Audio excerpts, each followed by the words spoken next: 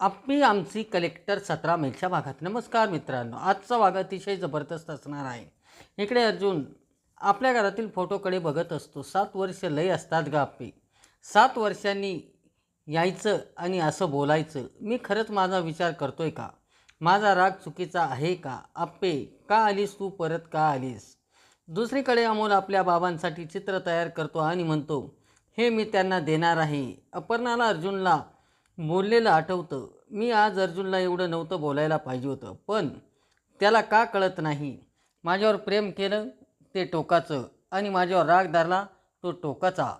अर्जुन आप्पीचे आणि त्यांचे दोघांचे फोटो बघत बसलेला असतो. अर्जुनला आपल्या कुटुंबाचा फोटो दिसतो. लगेच अर्जुन तो फोटो चुरगळून टाकतो आणि म्हणतो, आप्पे फक्त मी एकटाच नाही चुकलो, तू बी चुकली. लग्नाच्या वेळेस तू वचन दिलं होतेस ते पाळले नाही, म्हणून आपला अल्बम रिकामा आहे. अमोलला मोठं होताना बघितलंस तू, त्याला चालताना बघितलंस तू, त्याला पहिलं शब्द उच्चारताना ऐकलंस तू. तो बाबा म्हणाला का कधी? इकडे अमोल आपल्या बाबास ओके बाबा डन म्हणतो. मा पापा वनवासातून आले का मी त्यांना देणार आहे. त्यांच्यासाठी मी चित्र बनवलं. माझ्या बाबांनी ज्या ज्या गोष्टी मिस केल्या त्या त्यांना समजतील.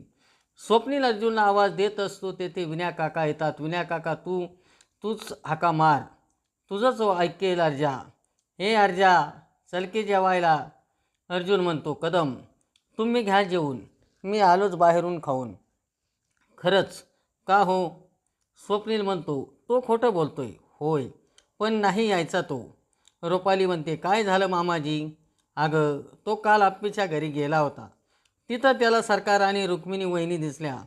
काय बोलते काय विनया काका, तू मग चिडणारच ना भाऊजी. पण अपर्णा तिनं त्याला बोलवलं आणि आपल्याला एकदाही नाही, मग राग येणारच ना. तिला समजत नाही का त्यांनी काय केलं? ते समजतं पण बोलता येत नाही ना. कलेक्टर आहे ती, आता एवढी मोठी झाली, चूक कशी मान्य करणार? कदम म्हणतात, तसं नाही वाटत मला. काका आता तरी तिची बाजू घेणं बंद करा. काका तिने संबंध तोडले म्हणजे सगळ्यांशी तोडले असं वाटत होतं मला. नाही, तिला फक्त आपल्यापासून लांब राहायचं. पण ती गेली पुढं तिच्या आयुष्यात. तिच्याकडं अमोल आहे. अर्जुनचं काय? बघा ना, भाऊजीने कोंडून घेतलं स्वतःला, जेवलेसुद्धा नाही. त्याच आठवणीत किती दिवस राहणार आहे काय माहिती. काका बस आता. अपर्णाची आशा मी या क्षणाला सोडली नाही. ती येणार ना, अमोलला आपल्याकडे पाठवणार. आता अर्जुनला त्याचा या दुःखामधून मी बाहेर काढणार म्हणजे काढणारच. आणि त्याच्या आयुष्याची नवीन सुरुवात करून देणार आहे मी. दुसऱ्या दिवशी आप्पी बाप्पू आणि दिप्याला चहा आणते. बाप्पू म्हणतात, झोप झाली का तुझी? नाही, रात्री पण तू उशिरापर्यंत काम करत बसली होती. 5-6 तासाची झोप भरपूर होते बाबा. आता दगदग होती बाळा तुझी. नाही बापू, उलट इथं आल्यापासून सगळं आरामात चाललंय माझं. खरंच. दिप्या म्हणतो, बापू ती तिकडं एकटीच होती. आप्पी म्हणते, हा दगदग होत होती, पण तिकडं माणसंसुद्धा होती. बापू खरं सांगू का, ज्या दिवसापासून अमोल शाळेत जायला लागला ना, त्या दिवसापासून मी स्वतः त्याला डबा भरून देते. माझ्या गडबडीत त्याच्याकडं दुर्लक्ष झालेलं नको आहे मला. लगेच दिप्या म्हणतो, दिदे अगं तू अजिबात असं मनात आणू नको. तू केवढं भारी सांभाळायात अमोलला. तू आईची बी आणि बाबाची बी जागा घेतली. नाही दिप्या, एकतर अमोलला त्याच्या बाबांची खूप आठवण येते. मी त्याचा बाबा कधीच नाही होऊ शकत. लगेच बापू म्हणतात, आप्या असं अजिबात नाही. आता अमोल मोठा व्हायला लागला आहे. त्याला कळायला लागल्या गोष्टी. प्रश्न तर पडणारच ना. लगेच दिप्या म्हणतो, त्यात सरकार आणि रुक्मिणी काकी येऊन गेल्यात. त्यामुळे त्याला 100% वाटत असेल आपले बाबासुद्धा इथे कुठेतरी आहे. आप्पे अर्जुनचा विषय सोडू आपण. स्वतःला कोचत बसू नको. मला नाही आवडणार ते. दिप्या म्हणतो, दिदे आज कुठली भाजी केली ग तू? लगेच बाप्पू आणि दिप्या म्हणतात, मेथीची. होय ग दिदे, अमोलला सुद्धा दाजींसारख्या पालेभाज्या आवडतात का? हो, मेथीची भाजी, आळूची वडी, सगळं त्याच्यासारखंच आवडतं. बघा बाप्पू, नियती कनेक्शन कितीही लांब असलं तरी पोरांकडे आईबापाचे गुण येतातच. खरं आहे. बर मी जातो. इकडे रुपाली स्वप्नीलला चहा आणून देते आणि म्हणते, काय हो भाऊजी अजून उठले नाहीत का? अगं उठलाय तो, आवरतोय. रात्री उशिरा झोपलाय ना, विचार करत बसला ना, झोपतच नाही लवकर. तेवढ्यात आर्या येते आणि म्हणते, अर्जुन. विनय काका म्हणतात, येतोय, आवरतोय तो. स्वप्नील म्हणतो, अगं तू नाश्ता करून घे ना. आर्या म्हणते, नाही नाही मी नाश्ता करून आले. विनय काका म्हणतात, अगं चहा तरी घे ना. चहा चालेल, पण बाबा तुम्ही नाही घेत ना चहा? लगेच रुपाली म्हणते, नाही नाही आर्या, बाबा चहा नाही पित. मामांजी, डॉक्टरांनी दिलेले पथ्य अजिबात पाळत नाही. हा म्हणजे तू दिलेली पथ्य व्यवस्थित पाळतात. बर तुम्ही गप्पा मारा, मी चहा घेऊन आला. लगेच स्वप्नील म्हणतो, आर्या आई मस्त आहे. म्हणजे आता ती रिटायर झालं ना, तिचं चालू असतं काही ना काही. आणि त्यांना वाचनाची पण आवड आहे ना. वाचनाची तर आहेच, पण लिखाणाची त्यांना प्रचंड आवड आहे.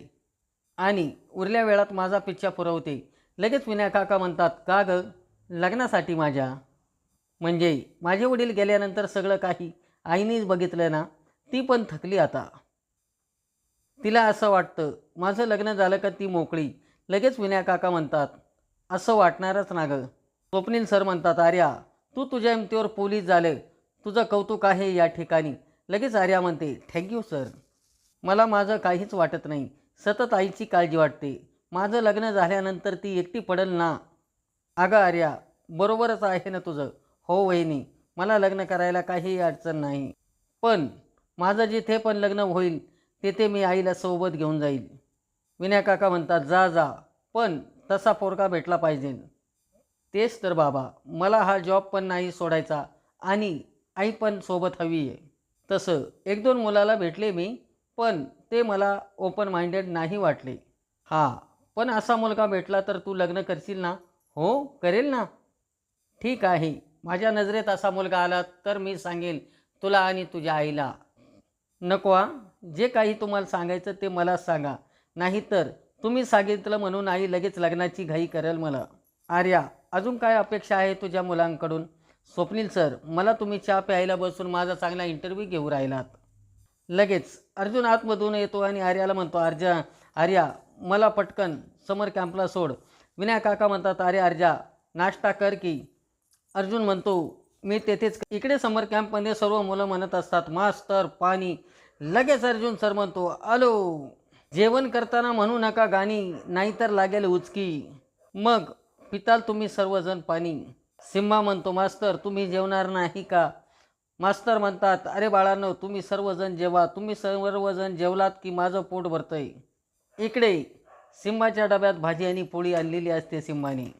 सिम्हा म्हणतो, रोज रोज भाजी चपाती खाऊन कंटाळा आलाय. तेवढ्यात मास्तरला एक पार्सल येते. त्या पार्सलकडे सिम्हाचे लक्ष जाते. मास्तरांचा पार्सल? सिम्हा म्हणतो, काहीतरी दिमाग लावायलाच पाहिजे. लगेच सिम्हा उठतो आणि मास्तरांकडे जातो आणि म्हणतो, मास्तर तुमच्यासाठी मी डबा आणलाय. मास्तर म्हणतात, माझ्यासाठी? तुम्हाला चपाती भाजी आवडती ना? मास्तर म्हणतात, होय. बघू. अरे पण तुझा डबा मी खाल्ल्यानंतर तू काय खाणार? सिम्हा म्हणतो, मी खाईल काहीही. तुम्हीच तर सांगता ना वेगवेगळ्या गोष्टी करून बघितल्या पाहिजे. मास्तर म्हणतात, हा करून बघितल्याच पाहिजे. तसं वेगळं वेगळं खाऊन पण बघितलं पाहिजे ना. सिम्हा म्हणतो, वेगळं म्हणजे ते काय आहे? चायनीज. हे चायनीज आहे, पण तुला नको ना, लहान मुलांनी खाऊ नाही ना म्हणून. पण मास्टर हे वेगळं आहे ना जरा. सिम्हा, तुला चायनीज खायचं का? ठीक आहे, आता चायनीज तर चायनीज. मास्तर, मला चायनीज कधीही खाऊन देत नाही. मी लास्ट टाईम उत्तराखंडला होतो तेव्हा मी चायनीज खाल्लं होतं. खरंच? हो. बर ठीक आहे, खाऊ आपण चायनीज, पण तू डबा खाणार ना? सिम्हा म्हणतो, हो. चला दोघंही जेवायला बसतात. मास्तर म्हणतात, सिम्हा भाजीचा लई मस्त वास येतोय रे. लगेच सिम्हा म्हणतो, माझी मा बेस्ट जेवण बनवते. हे बघ, आपण चायनीज खाऊच, पण तुझ्या माने एवढ्या प्रेमाने बनवला ना डबा, आधी तू त्याचा एक घास खा. सिम्हा भाजी पोळीचा पहिला घास खातो. तुम्ही मला भरवलं ना, मग मी तुम्हाला भरवणार. सिम्हा अर्जुनला भाजी चपातीचा पहिला घास भरवतो. मास्तर म्हणतात, सिम्हा तुझ्या आईच्या हातात जादू आहे रे. कसलं भारी जेवण बनवलंय. काय झालं मास्तर? 7 वर्ष मागं गेलो रे एकदम. सिम्हा म्हणतो, म्हणजे काय नाही, चला जेवायला सुरुवात करू चला. मास्तर, मी रोज डबा खात जाईन तुमच्यासोबत. म्हणजे रोज तू तुझा डबा मला देणार आणि माझं मागवलेलं पार्सल तू खाणार. घरी आल्यानंतर अपर्णा आवाज देते, अमोल अमोल. बापू म्हणतात, हे बघ मला कामाला लावून कुठेतरी गेलाय. अपर्णा म्हणते की दप्तर कुठे ठेवले. बापू म्हणतात ते समोर आहे. आजचा भाग कसा वाटला ते लाईक करा, शेअर करा आणि आमच्या चॅनलला सबस्क्राईब करा.